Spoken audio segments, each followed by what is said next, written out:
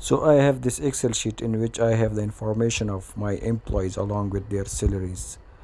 And I want to protect the last column of the salary. I want to lock it and make sure that no one make changes to it. So how can we do it? Let's check it out. So first we have to select this column of the salary. After selecting this specific column, then we have to click on format. We have to click on format cells, and here we come to the last option of protection, and here we have to check locked.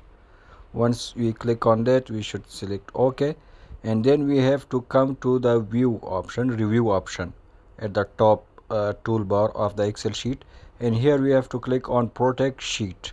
And once we click on that, we have to give a password and then confirm the new password. So after setting the password, we are not able to make changes in this column, and this column is protected and locked. As you can see, we can make changes in other column but not in this. As this is protected, so it will give us a message that you are not allowed to make changes to this specific column. And if you want to remove this password protection from this column, it is also very easy. You have to click on review option once again, and here you have to select unprotect sheet.